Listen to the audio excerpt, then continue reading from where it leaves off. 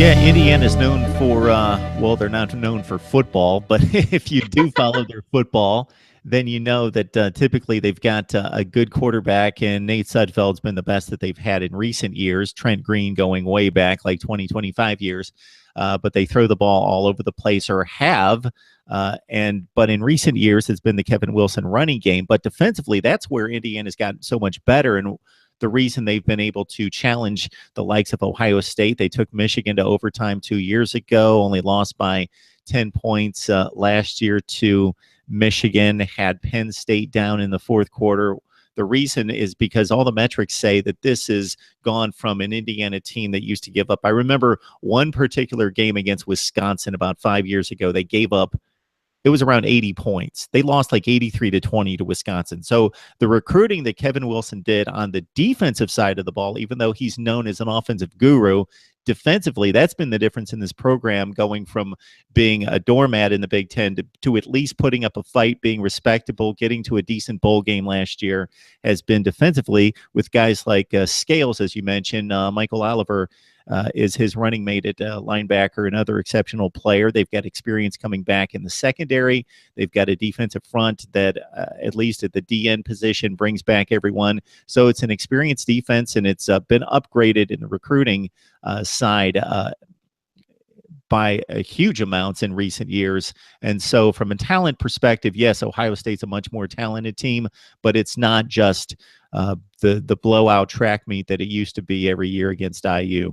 And the other question is, speaking of that Indiana defense, there are some question marks right now about pass protection on that Buckeye offense. They still have got a lockdown. Marcus Baugh has been kind of banged up during camp.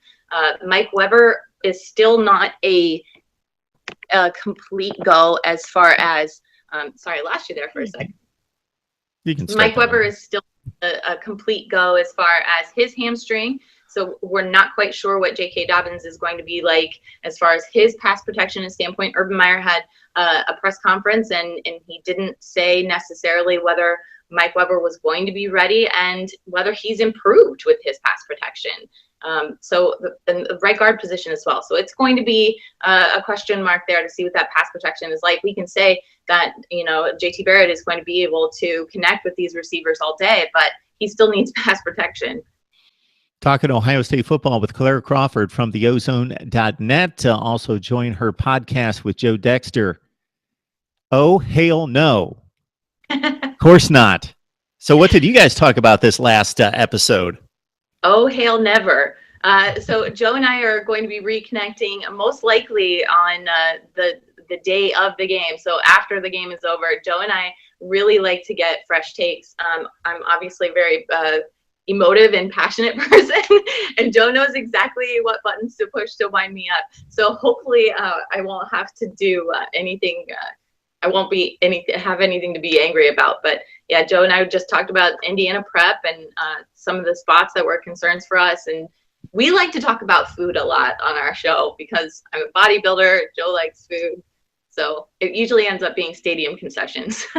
So wait a minute. Is this a bit of a conflict or a clash here? He loves food. You're a bodybuilder. You're a health nut to a certain extent, right? Right. But bodybuilders have to love food. You have to eat in order to grow. So I do.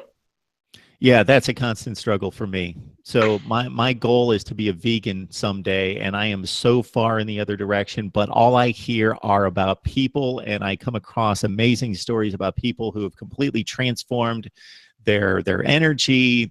And not that I'm lacking in energy, but I just can imagine having more and just completely revolutionize their lives from just going full bore, crazy health nut to the max.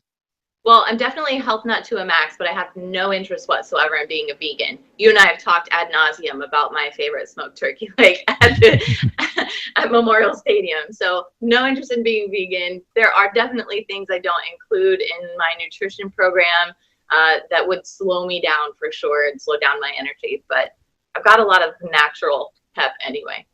Speaking of which, are you going to the game Thursday? I am not. not I'll be going to watching. the game. You have been in Bloomington for Ohio State games in the past and gave us a description the last time we chatted. So I just don't understand this. I understand late in the season when a program like Indiana or Purdue, Illinois are 2-7 and nobody wants to go to the games. But right out of the gate, especially since they've had a little bit of success and thinking, okay, we need to show up for our team. We're playing the number 2 team in the country. uh, Indiana, I don't know what the figures are of the population there at the university, the enrollment versus in Ohio State, but it's a large university. You would think that they could pack the stadium, give Ohio State their 3,000 in the corner like every other big time program, like when Ohio State has to go to Wisconsin or Michigan or somewhere like that, Penn State. But no, it just doesn't happen. It doesn't, and money talks. So I'm sure even if Indiana fans bought tickets, they end up selling them to Ohio State fans.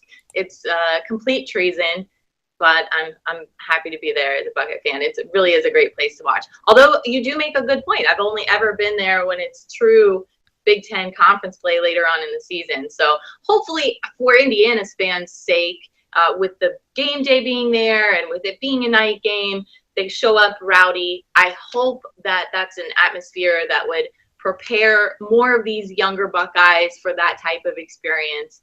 But oftentimes it's play on the field that ends up quieting the stadium. So yeah, because down the road it's going to be Iowa, Nebraska, and at the Big House to conclude the season.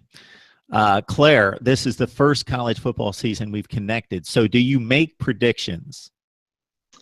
Typically, I do. But you haven't made one for this game. And I don't want to ruin a release of a prediction or on the podcast or anything. So if you're waiting.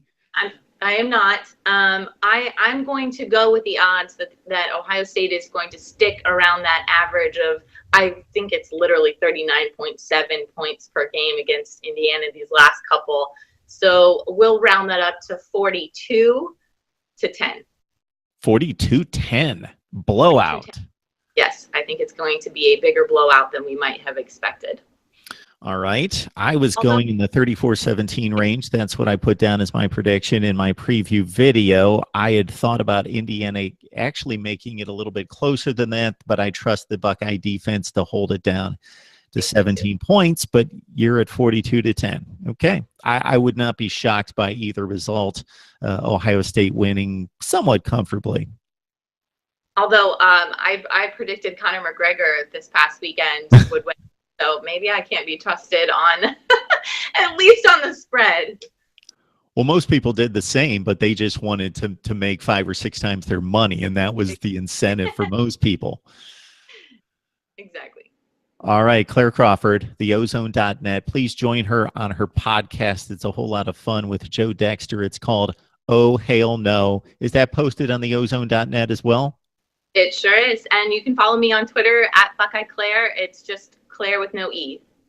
All right, Claire. We appreciate the time and the breakdown. Thanks so much, Mark.